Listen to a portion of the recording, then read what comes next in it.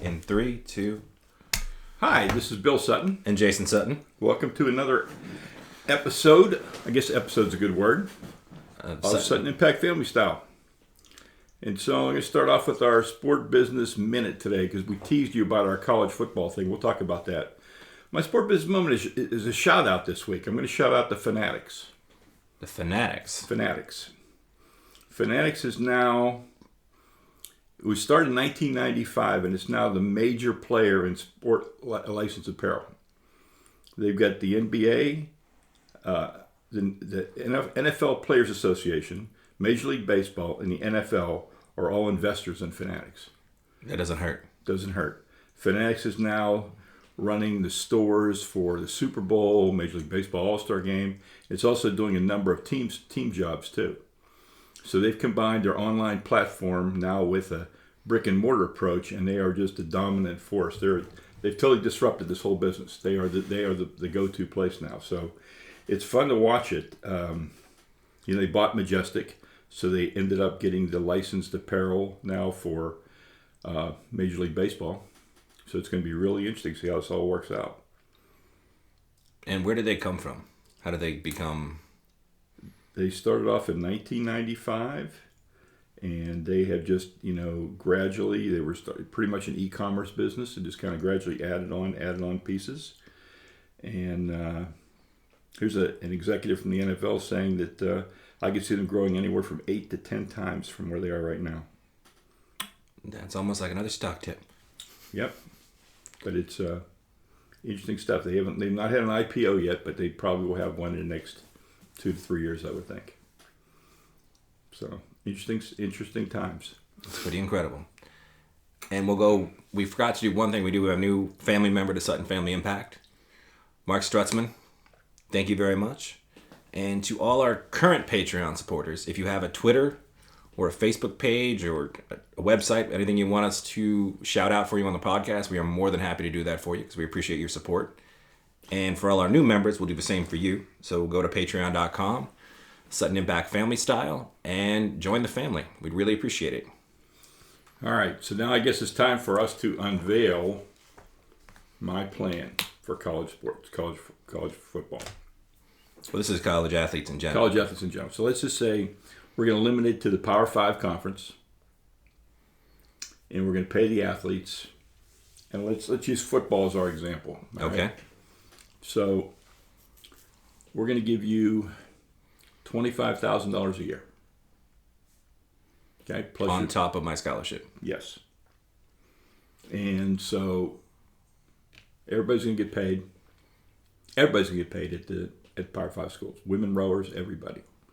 We're going to add probably a couple games to the college football playoff and use that money from TV and everything to make sure we have enough money to cover it. And we're not going to just keep as much money in the NCAA kitty. We're going to make sure it goes back to the athletes who are earning the money. So here's the fly in the ointment. Here's where people are going to go crazy on me. So I'm Alabama.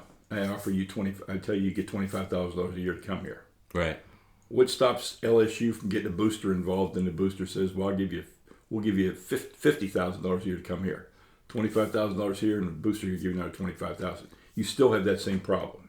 Obviously, doesn't leave. So, but that's a problem that's never going to go away. Yes, it will under my new model. I see. So here's the new model, Jace. High school draft. So just like the NFL draft. You're drafted. If you want to play at a Power 5 school, you go through the draft. I see. So there's no commit. You don't choose. You don't choose because you're going to get paid, and this is the way it goes. Because football now has become your life, right? Right. Because I'm going to pay you. So we're going to have a draft, and they're going to draft you. And so if you don't want to play for one of the Power 5 conferences, you can opt not to be in the draft. And if you go to an Ivy League school like Harvard or something like that, or you're going to go to a mid-major like USF or UCF, you can go there and just do whatever you want to do. You're going to get paid, and to get your scholarship and everything. But if you want to opt into the pay for play system, this is how it's going to be. The draft. Now here's my other wrinkle, Jace. Okay. I have 2 wrinkles. All right. So when you agree to take my money at a Power 5 school, then I expect football to be first and foremost. So I don't want anything interfering with you like going to class. So I'm going to give you a scholarship, but my scholarship takes effect after your eligibility is up. Uh-huh. And the other reason I put that in there is because I think too often we see these young men think that they're bulletproof and they're all going to play in the league. They're all going to go, right? You can't make. They don't really take school seriously. Not everyone, but a lot of them don't take school seriously Because they think they're going to the NFL. until it's too late. So in my model, you get paid, you make a commitment to football, and you get your scholarship when you're done playing football. So that's my system. So then you know you're not going to be a professional athlete, and then you can really buckle down and focus on what you want to do with your life. And you made $100,000, assuming. Or you get a $5,000 raise every year, so 25, 30, 35, 40. Right. Depending on how things go. And catastrophic life insurance coverage and accident, so we don't ruin anybody's career. We have all that in play. But, if I'm paying you to play for Old Notre Dame, I'm going to let you pay for Old Notre Dame. Now, do I get the benefits of room and board and meals while I'm at the school the entire time? Yeah, absolutely. Even before my scholarship, obviously. Yes. Will I get my freshman year? Am I getting paid 25, or am I getting like 10 and 15 is going into some sort of trust fundy type situation, or is it all mine? Good question. We can go either way. Because I think about 18-year-old Jason Sutton and some of the credit card problems he turned himself into because he's irresponsible. And I just wonder, if I had all that money, 18-year-old Jason Sutton probably would have spent all that money. Probably. This Jason Sutton, he's wiser. He knows a little more about money and understands it. But when I first walked into college, and again, now to get, obviously you guys taught me well, but I just... Hey, get money in your hand like that, and credit cards are easy to get. It's just too easy. You're walking through, the student union. It's like, here's a free T-shirt and and a coupon for a free Chick-fil-A sandwich if you just apply for a credit card. That's right. You don't even have to get it.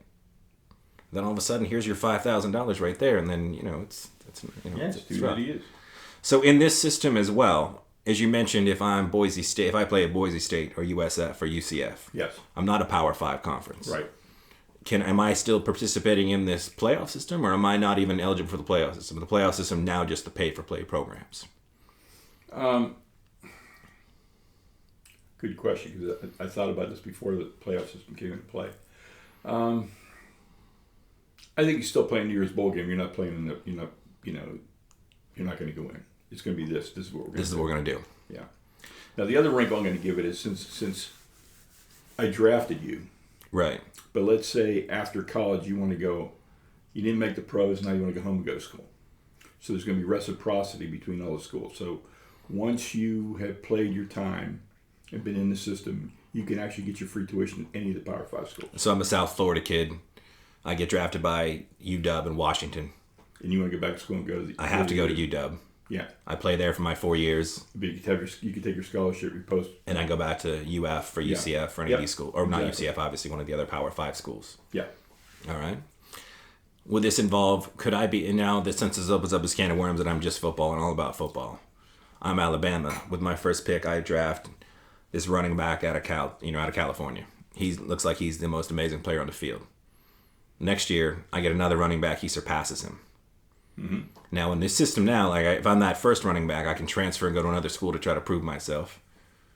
Is that option on the table, or can I be traded? Ooh. Because now, like I said, all of a sudden, I was a 4-star linebacker they got in the 7th round. I'm a starter my freshman and sophomore year. They bring in this new guy. The coaches love him. He fits their style better. Or they went from a 4-3 to a 3-4. I no longer fit what they do. Can I transfer? Can I be traded? And if I'm traded, can I be Carmelo? Can I say, I understand I have to go to a top 5 school or Power 5 school to continue this, but I'm not a West Coast guy. I need to be traded to the East Coast. Lots of good points here. Lots of good points. Since it's just my system, right? We can adapt it any way we want. I think we have to still have some rules because we don't want people going for their year and then trying to beat the system and go back to their school. Right. And we don't want that to happen. So we probably have to keep the 1-year moratorium or whatever it is. Where you sit out for the year. Yeah. And then obviously, is there some sort of compensatory pick if for the college, if I leave after my junior season, or in the pay for play, am I playing for 4 years of college football? No, you can still leave after the third year. And I don't think we changed that part. And if I leave early, does my team now get a compensatory pick out of the NFL? No. Okay. No, we're not going to do that. See? All right. Well, I do feel like it does a good job of addressing all the extra bonuses from boosters. Because I'm being drafted, so I have to go play. Yep. And if I choose, like if here I am in Tampa, Florida. University of Washington chooses me. I get up there, I'm 18, I don't like being away from home, it's not my thing. I can if I'm staying in the pay-for-play Power 5 conference, I'm a UW property for 4 years. And if I don't want to play there, then I need to go play in a non-Power 5 school. Mm-hmm. Then I need to take my talents to USF or UCF. Yep. So I'm not going back into the regular. It's interesting. I mean, as much as I'd like to say the 18-year-old kid can go home and play, then that defeats the system because everybody's going to go and then go back to where they want to go. Right. And so you have to keep the control over that part of it. You enforce that, so you deal with the recruiting thing. Now, I'm thinking actually the most recent Steeler draft, the last two. Mm-hmm. We had Sean Davis, who we took in the second round last year. Mm-hmm. He graduated with honors and he can speak Chinese. And this year you have Joshua Dobbs, who, as I told you, was my new crush. Aerospace engineer, genius of a kid, was able to go to school and graduate. So, well, let's just say I want to take classes. Then you can take classes as long as they don't conflict with football schedule. Okay. The practice schedule, the films review, and everything else. But now, if I'm Nick Saban, can I just schedule things whenever I want? Because these are my kids for 4 years. If I want to have them, basically 2-a-day style, where they're starting in the morning, we're doing film work, in the afternoon, we're doing practice. Can I just take it so that I'm not even worried about their class schedules anymore? So they would have to take either online classes or night classes or whatever, Pretty much, yeah. Okay. Because we're going to say we're taking all the BS out of it. We're going to say, so you come here and you want to play football and you want to see if you can make the league, whatever it is. Right. But there could be guys that, and if there's guys that say, well, I really want to go to medical school, I want to get out in 4 years, then they'll go to Power 5. Okay. Still take your scholarship. But just do it. Go to Harvard or wherever you want to go, and that's fine. You can still do all that. So essentially I'm going to go major in football in college. And yes, that's what for my first. But if football doesn't work out, or basketball, or baseball, whatever. Yes, you're going to major in that exactly. Okay, and you're going to be prepared. But if your dreams come true, great. And if they don't come true, now you have a parachute. Right. I like it for a few reasons. I do like the fact that athletes are finally going to get paid because the NCAA. I don't know who is getting all that money outside of Nick Saban's $11 million a year, but it seems like those people are just banking money, and none of that's going back to the players. So I like the idea of players getting drafted. And I must say, even as it took me, I think I graduated in 6 years from my undergraduate degree. And I graduated I had honors when I graduated. Mm-hmm. And you took a year off. And I took a year off in between. But again, 18-year-old me really didn't know what I wanted to do. I know some people go into college and they want to go into marketing and they just go right there, bam, bam, bam. But I do like the idea. I was going to go to law school. Right. I was too until I realized it wasn't like it was on TV or the movies. It was quite boring. It was sitting in, looking through law books for 12 hours a night. But then, like I said, there's some aspects I like and there's some things that I would worry about. But I think it's a pretty good plan. It's different. I haven't heard that one before, which I think is pretty great. So shifting to something slightly different. I don't want to be too negative on players because, again, I've never played professional sports and I don't know what it's like. But over the last month or so, we've seen the playoff exit once again of Chris Paul. Mm-hmm. We just saw the playoff exit once again of the great Ovi Ovechkin of the Washington Capitals. And we saw almost a new member into that little fraternity of great during the regular season, incredibly impressive, but always seems to sort of shrink in the big moments in James Harden. And I know that's a small list, and I know there's a lot of other players that fall into this. But you look at a guy like Ovechkin, once again this year, they had the best record in all of hockey. They had home ice advantage. And once again, Game 7 at home. Game 7 at home. During the series, they moved their best player, arguably, in Ovechkin, supposedly a Hall of Famer. He's won the MVP multiple times. Mm-hmm. They moved him to the third line. Now, I know that doesn't seem like that big a deal in hockey necessarily because you have great players that play on different lines depending on, matchups and everything else. But I mean, you're taking your best, and he still played on power plays. But you did take your best player and move him to the third line, and he scored 3 goals in a 7-game series against the Penguins, and he was a non-factor in Game 7. Then you got a guy like Chris Paul, multiple first-time NBA player, Perennial All-Star. perennial All-Star, perennial playoff getter, Olympian.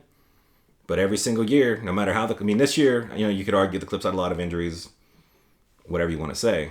But once again, an early exit from the playoffs. And then we just saw 2 nights ago, or last night, James Harden, at home, elimination game. Tony Parker, gone for the season. Kawhi Leonard, best player on the bench with injury. You're the MVP. Everybody's shouting about how great you are, what a team player you are. And you basically, you lay an egg. Your passes, you look nervous. You were short-arming passes. You're missing layups. You didn't shoot the first quarter. Didn't shoot in the first quarter. And again, he had that a little bit when he was early on in Oklahoma City. And people sort of just dismissed it as, well, he's the 6th man. He's not supposed to be. That's on KD. That's on Russ. Mm-hmm. He'll learn. He'll get older. He'll get better with it. But, he hasn't really performed in those big moments. And what do we make of a career like that? Especially like an Ovechkin. He's going to be down. He's going to be probably, one of the top goal scorers of his generation, if not all time. Mm-hmm. Multiple-time MVP winner. Multiple-time had the best record in a regular season and was never able to get that team to even to the conference finals, let alone to the Stanley Cup, let alone to a win in the Stanley Cup. No, historically you have to look at Charles Barkley. He did make a finals, though. He made a finals, but never won. Right. And again, with some eras, you look at it right now. Like if you're an NBA player, you're Jimmy Butler. That means every single year of your career, you're going to have to get through LeBron James in the East and whoever he has with him. Whether that's 2 All-Stars, 3 All-Stars, no All-Stars, it's still LeBron James. And then what's waiting for on the other side is an insane super team that just fits everything the league is today. They can all shoot threes. They play great defense, and then you have 2 absolute just freaks of nature in Draymond Green and Kevin Durant, who, although not traditional big men, can protect the rim like a big man. Okay. And then obviously you have 2 of the best shooters. So, it's not, in Ovechkin, you could argue that, most of the time he's gone out to Sidney Crosby. Who, again, I think it's inarguable at this time that he's not going to be a Hall of Famer. I think he's definitely on his track. I know people give him a lot of crap and say he's a little bit soft, and I'm obviously biased as a hometown Penguins fan. But where do we put these guys historically? Like now when you're making your list, like when you look at their, like how much do you look at the competition and be like, because again, the thing with Ovi and Chris Paul and James Harden this year, it wasn't like they went out and put up great numbers and their teams just fell short. They didn't show up.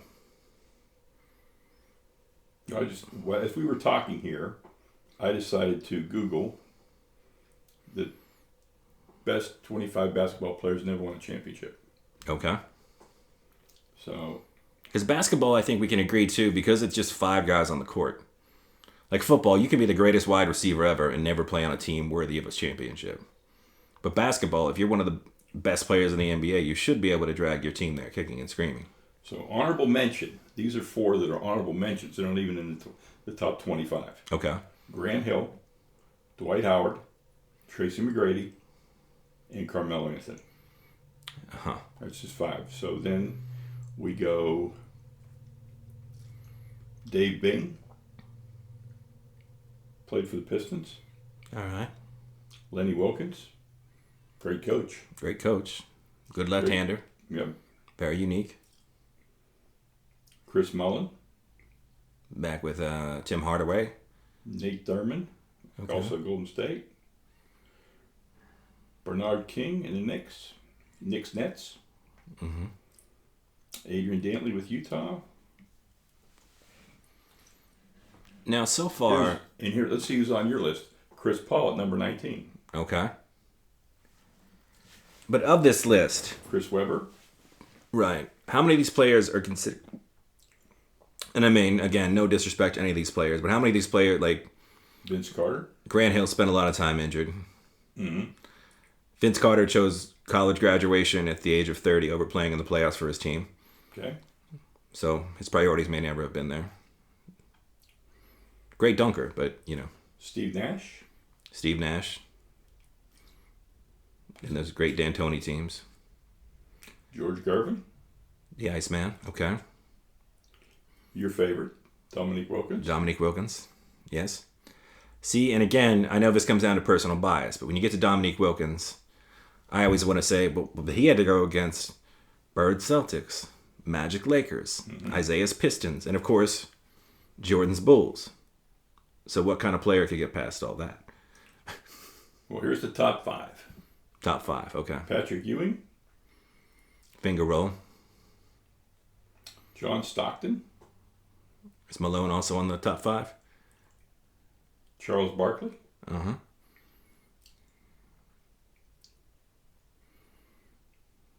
Karl Malone. So the Stockton Malone Jazz. Now let's see who number 1 is. Unbelievable. Elgin Baylor. Elgin Baylor. Laker. That didn't win.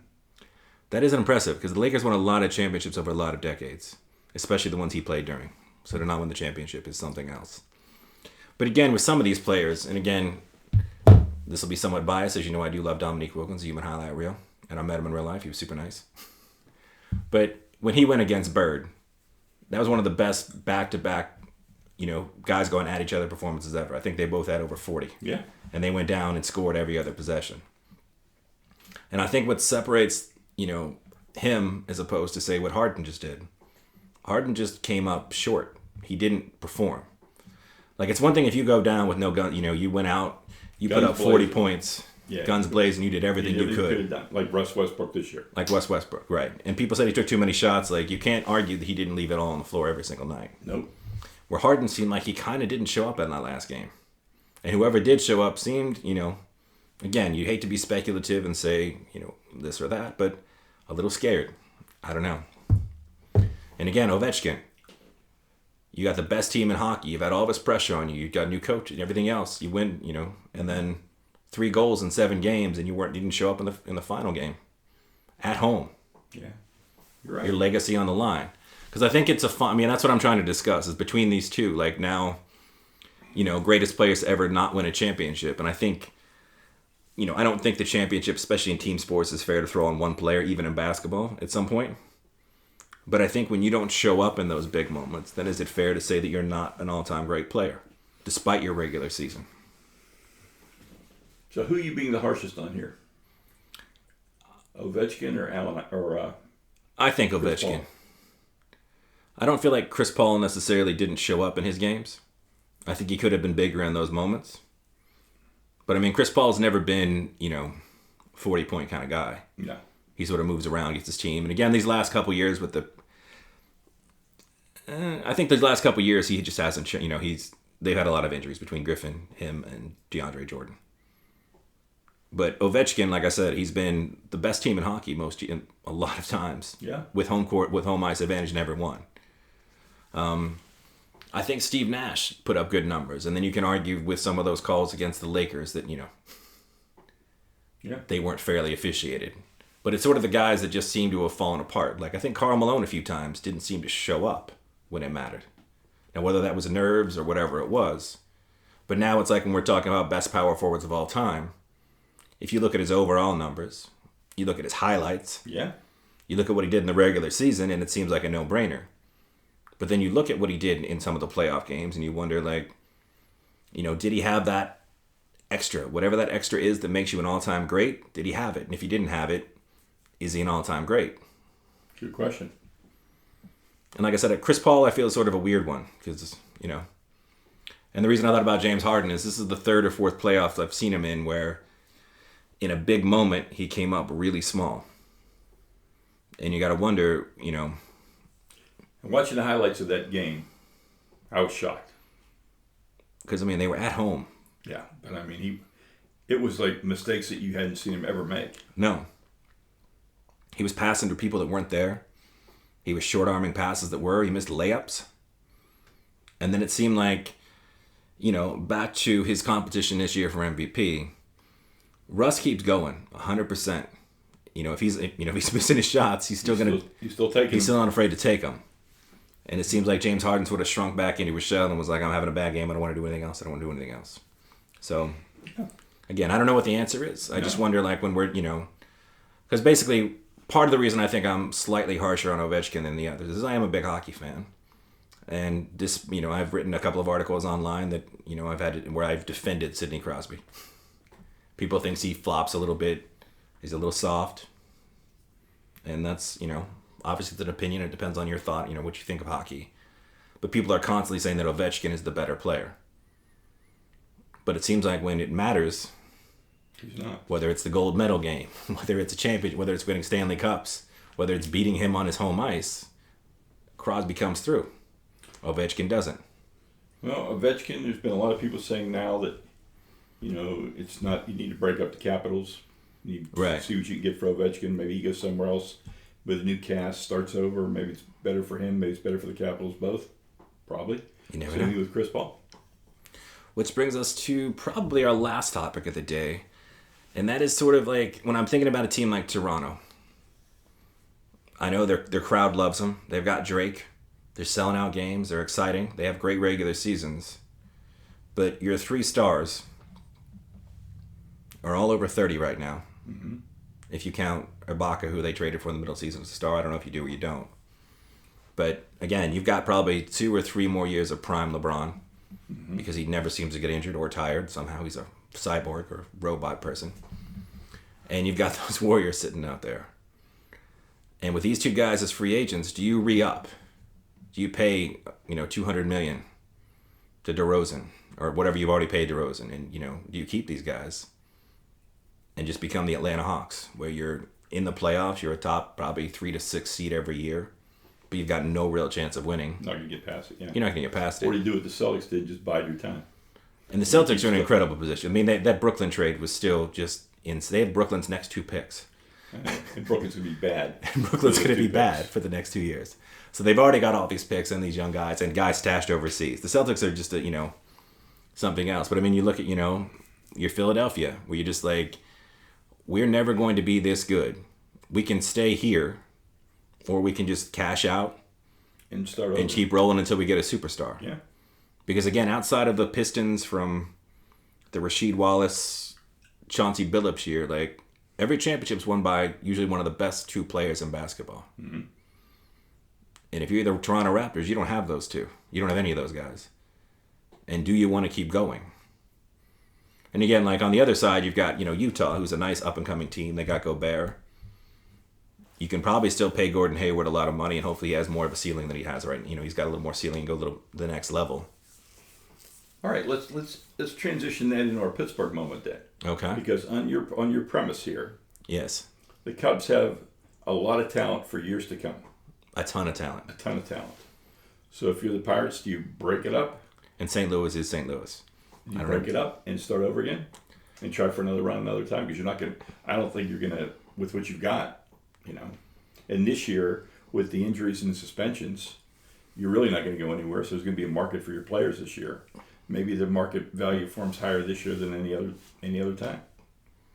I think, especially based on baseball's economic model, and you're the Pirates, and you've got some of these guys that, like, I know Garrett Cole was the big example.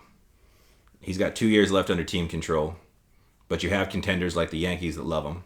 He's pitching great this year. Mm-hmm. I think back to, was it last year or 2 years ago when he went to arbitration? It seems like he was not happy with the Pirates and the way they treated him. Oh, I don't expect to re-up with the Pirates. No. I mean, the Pirates did everything, within there as a team to keep a player under control. Like, obviously, you're trying to pay everybody the least amount of possible you possibly can. Under that premise, yeah. I mean, I hate to say it because I know what it was like for those couple years when they were rebuilding, and it looked like... Just 20 years? It's 20 years. But it looked like they had finally sort of turned the corner. Yeah. But, when McCutchen was young, and then they had all these other guys coming up, and you had, Talion and Glasnow and Cole, and you imagined it was going to be like the Oakland A's when you all of a sudden you had these 3 young aces that were all going to be pitching at the same time. You get them, and then you lose your center fielder, and you lose your power-hitting third baseman. Right. Your power-hitting third baseman may have never come in the country again because of DUIs and arrest records. Yeah. The other guy took something that we don't know exactly what it was, but it was banned. Mm-hmm. He said it was an accident, like every Major League Baseball player. We'll just take him at his word. Some of your other young guys that did get paid, like Polanco, looked like they've gained some weight. And maybe they sort of settled into I'm rich now lifestyle. Yeah. Sadly, as I was really hoping for a bounce back year from McCutchen. Yeah, he was hitting like 205, I think. He's hitting like 205, and he just looks sadly like last year's McCutchen, which was supposed to be the anomaly year and not the off the cliff year. I don't think I've seen anybody lose it this quickly. No, because he's still 31. He's not. He should still be in that window of 2 or 3 more prime years. And part of me is, as someone that, really enjoy watching him play, wonders, maybe he just needs that fresh start. Maybe if he gets out of this lineup, gets into another lineup with some other guys around him, I don't know. But yes, based on that premise, I do feel like if the price is right, then yeah, the Pirates should put everybody for sale at this point. Because I don't know where you're going. Yeah, let me. How much time we have left in the show, Jason? Just a couple minutes. This week, on the Bleacher Report, they talked about a Pirate phenom named Ron Nakai, Necciai. Okay. And you know what Ron Nakai did in a 9-inning game? He struck out 27 batters. Wow. Yeah. I've still yet to do that in a video game, so that's pretty impressive. Struck out 27 batters in May 13th, so this week, 1952. Started the game in the Class D Appalachian League, and he's pitching for the Bristol Twins against the Welch Miners in Bristol, Virginia. 27 strikeouts. But it wasn't a perfect game. It was a no-hitter. But he walked a couple, hit a couple, had a couple errors. Unbelievable. 27 strikeouts. I can't even imagine. No. And on that, But never didn't make the major leagues. I was like, say he never made the major leagues, right? I was like, I never heard of him. No. That was his moment. That was his moment. And again, back to, I guess, the last point when I was like, they should just take what they can get. That is part of the problem, is that it's so hard to tell who's going to be good. Like, you can get this package of players for Garrett Cole or some of your other players, and you think, look, we've got, 3 of their top 10 prospects, and they could all just be like a Nakai. They could have had a great moment in the minor league, been rated in the top 10, and then just disappear, and then you got nothing. And that's what happens with baseball. It's just, football draft picks, number 1 draft picks are probably going to make it. NBA probably going to make it. Baseball, crapshoot. Very much so. And I've never understood why, but yeah. And with that, I think that's going to wrap up this week. Next week we have a special episode. We're actually going to be talking sports movies. We're each going to give our top 5 sports movies and explain why they're our top 5. So until next week, this is Jason Sutton. And Bill Sutton.